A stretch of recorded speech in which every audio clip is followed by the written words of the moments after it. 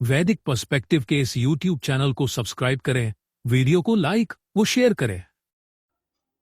ओम क्व त्रिचक्र त्रिव्रतः रथस्य क्व त्रयः बन्धुरः ये सनीडाः कदा योगः वाजिनः राशुभस्य येन यज्ञं न सत्या उपयाथः। किसमें तीन चक्र तीन व्यवहार करने वाले रथ का किसमें है, तीन बंधु जो सनीड हैं, कब योग धर्म योद्धा का वेग पूर्वक शब्द करने वाले जिस यज्ञ को असत्य नहीं है उपगमन करो। यह जो मंत्र लिया गया यह ऋग्वेद के प्रथम मंडल के 34वें सूक्त का यह नवम मंत्र है, अर्थात 9वां मंत्र है। इस सूक्त के दृष्टा हैं ऋषि हिरण्यस्तूप अंगिरस और इस मंत्र का देवता अर्थात मुख्य विषय है अश्विना पुरुष औरत युगल अर्थात दंपति, और इस मंत्र का छंद है भूरिक पंक्ति और स्वर है पंचम। जैसा कि प्रथम मंत्र से लेकर अष्टम मंत्र तक, इस 34वें सूक्त का प्रथम मंत्र से लेकर अष्टम मंत्र तक एक विशेष बात पर यहां पर ध्यान दिया जा रहा है, ध्यान आकर्षित किया जा रहा है। वह है अश्विना पुरुष औरत युगल, अर्थात ऐसा युगल जो दंपति है, पति पत्नी है, पुरुष औरत युगल है, नर नारी हैं जो विवाहित हैं, और उन्हें इस सृष्टि में किस प्रकार आध्यात्मिक, भौतिक और आधिदैविक हर तरह से उन्हें जीवन जो बिताना है उसके विषय में यहाँ पर चर्चा चल रही है।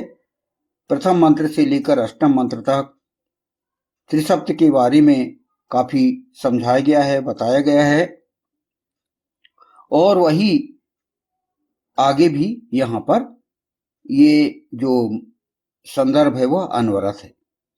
जो 34वां सूक्त है इसके कुल 12 मंत्र हैं, और ये 12वें मंत्र में पूरे 12 मंत्रों तक यही त्रिसप्त के ही विषय में पुरुष औरत युगल अर्थात नर नारी को बताया गया है। इसका जो प्रथम फुटनोट है इसको हम सर्वप्रथम समझें।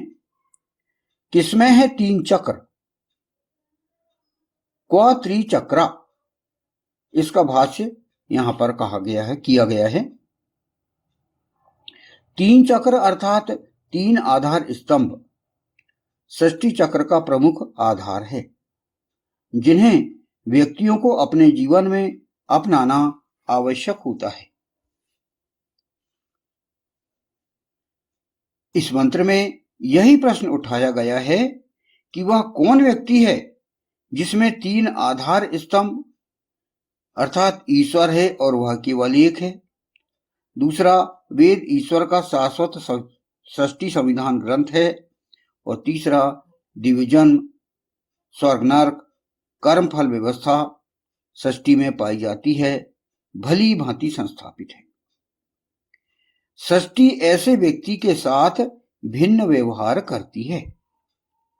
यहाँ पर विशेष रूप से प्रश्न पूछकर इस मंत्रांश में कहा गया है कि किसमें है तीन चक्र। तो ये सृष्टि प्रबंध जो है वह अर्थात ईश्वर हमसे प्रश्न कर रहा है या व्यवहार कर रहा है कि ऐसे कौन दंपति है, कौन लोग हैं जिनको तीन चक्र का व्यवस्था अच्छे से समझ में आया है और जो उस व्यवस्था को जिन्होंने आत्मसात किया है। तीन चक्र, तो जैसा कि प्रथम मंत्र से लेकर अष्टम मंत्र तक तीन आधार स्तंभ, तीन आचरण स्तंभ और एक जीवन उद्देश्य, अर्थात ये 7 चीजें बार बार रिपीट की गई हैं, ये अनवरत हैं, ये जारी हैं, जिन्हें कि पुरुष औरत युगल के मन मस्तिष्क में अच्छे से स्थापित किया जाना है।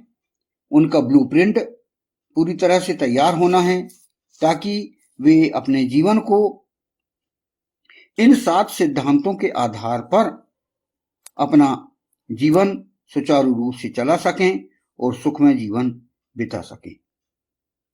यहां 3 चक्र की बात की गई है। जैसा कि पूछा गया है कि वे 3 चक्र ऐसे अपनाने वाले व्यक्ति कौन हैं।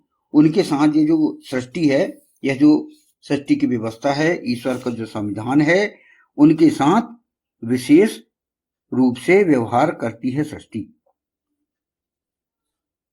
जो ईश्वर को मानते हैं और उसको एक मानते हैं और उस ईश्वर के सृष्टि संविधान के अंतर्गत वेद को मानते हैं जो कि वेद है, और स्वर्ग नरक या कर्मफल सिद्धांत होता है और व्यक्ति के प्रत्येक अच्छे बुरे कर्मों का प्रतिफल ईश्वर उन्हें देता है।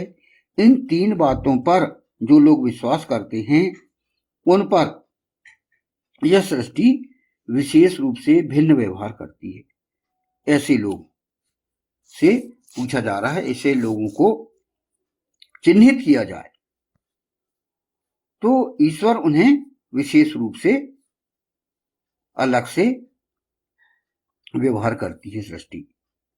तो यहां पर हमें ध्यान देना है। 3 चक्र की बात की गई है, तो कुछ फुटनोट के अंतर्गत हम कुछ समझें कि चक्र क्या है। तो चक्र को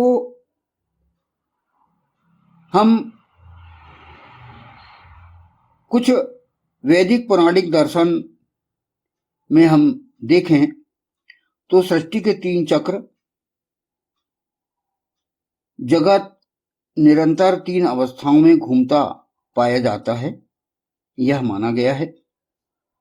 शास्त्रों में यह बताया गया है। कुछ व्याख्या हम 3 चक्र की हम ये भी ले सकते हैं, ये भी हम समझ सकते हैं कि इस सृष्टि में ये 3 चक्र क्या चल रहे हैं, उस दृष्टिकोण से भी हम समझ सकते हैं। तो यहां पर वैदिक पौराणिक दर्शन के अनुसार ये समझ सकते हैं कि सृष्टि 3 प्रकार से 3 अवस्थाओं में घूमती है। यह जो दुनिया जो है वह 3 अवस्थाओं में